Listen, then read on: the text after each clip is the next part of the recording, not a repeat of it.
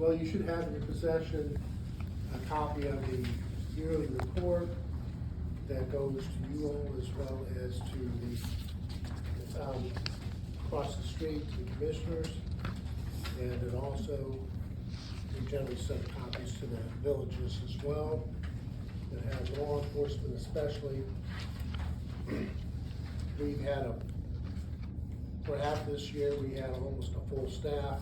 We're just down half a person now.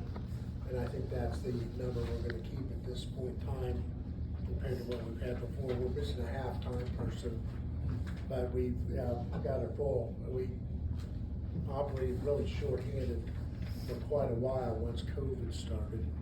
We're now kind of back up to staff. And our numbers were 6 cases down last year from the year before. However, we collected $123,500 more than the year before. To show you that our collection agency is doing stuff, they collected $54,000, and I generally turn over our worst case scenarios to them as far as collection fines and stuff that are generally $3,000 to $4,000 and over 3 or 4 years old. We're just spinning wheels and spending money trying to collect it, so we turn it over to them. We get our money first before they get their money fee, so we don't lose anything by turning it over to them. We also accept payments online now, which has helped with collection quite a bit. If you look on the 3rd page, it gives the case numbers and just shows the breakdown. One nice thing, no appeals filed again this year. I think over 20 years, there's only been like 2 or 3. So that's kind of good number to have if you're a judge. Number of waivers processed, that's 883 cases. That means that people pay their fines and costs without coming to court. It's an offense such as speeding, a stop sign violation, or disorderly conduct where we have a bond schedule as to what they can pay without showing up to court. Now, when you turn the next thing, it shows our collections over the months. Depends on the time of year, how many tickets are being written, so forth, but $1,166,000 plus was collected by the court last year. And then it shows disbursements, the funds that go to the state of Ohio and how they're broken down, the funds that go to the city of Kenton and how they're broken down. Some of those funds go to general fund, and some of them goes to specific different areas as well. All the tickets that are written by the city of Kenton, police under city ordinance, those fines and stuff get shifted towards the Kenton Police Department to help with their line item budget, whatever those figures are. As you all are aware of, there's quite an if you've been reading the paper, uptick in cases. I mean, there's some days that we've had 125 to 150 people on Tuesday mornings in court. Our total figure last year for cases was 2,600. At the end of March, which is only a fourth of the year, we've already processed 1,500 cases. So there should be an uptick in total monies for everybody, but especially in the city department, because most of those upswinging tickets deal with truck drivers. And they are paying the maximum fine, is what they're being fined, and court costs for that situation. So, and then there's sheriff, there's miscellaneous, ADA, they get the same thing for their police department, for the tickets that they write under their ordinances. Forest writes the same thing. So there are specific items that we have collected that stays somewhat in our own pot of things. Special projects is an example of that. There's a separate line item in the auditor's office, but it's actually the courts.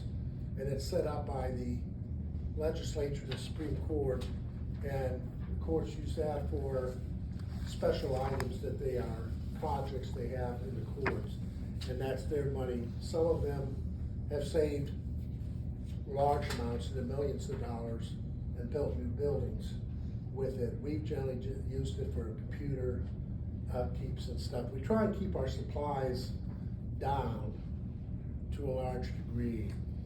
This is my 20th year on the bench. My last year I could have run again because I'm only going to be 69 at the time the actual election occurs in November, but 20 years is long enough. I appreciate the time, and I appreciate the trust put in me by the citizens of Hardin County. The court has evolved a lot in those 20 years. Computer system has changed, basically, just as all of you in your own businesses and lives understand the things and how computers have changed things. And there's a lot of positives to those advances, but it's not always positive. And it's like, fortunately for me, I won't have to deal with implementing the new ones after December 31st. Just a reminder for all that the election is in May, the primary. There are two people running, so it is going to be a contested election, which is always good instead of having it not. Though once you're in, the fact that I didn't have to run the last 3 times with the opponent was nice. But no matter who is elected at this point in time, they will serve Hardin County well, and they will take the steps to take this court to the next level. There are a few things that are going to be change mandated. One of those is going to be electronic filing. Fortunately, it's not happening while I'm in there, but the next person will have to accept electronic filing. They are doing that across the street already. So it's now filtering down to the municipal court level as well. There are some municipal courts that are already doing that. Again, we don't have an email address. We do, but it's not given out to the general public because we deal with so many out-of-state tickets and so forth, that if we had one that they could contact directly, we'd have to have someone answering that 2 or 3 times a day. We'd have to hire another person just to monitor that, because if they were sending to us, we'd have to respond almost immediately to their request. A lot of these truckers that have been coming through have been out of country. We've had a lot of Canadians and so forth. The thing is, though, we're getting the money from them because they want to keep their CDLs, so they end up paying. So, you know, hopefully there should be an influx of some money coming in. Nothing to cover the expenses the cities unfortunately had to bear in all the stuff that's been going on with that. Are there any questions from the council? I want to commend my staff. Linda Kisling is here now. She is the chief clerk. She's been in for several years at this point in time.